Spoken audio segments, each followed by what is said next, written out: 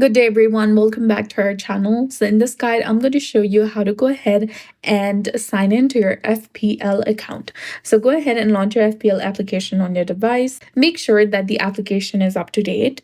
Click on My PL settings from the bottom, then select Join or Sign In. You'll be taken to the login portal where you need to go to the section of Sign In, then enter the email address that is associated with your account.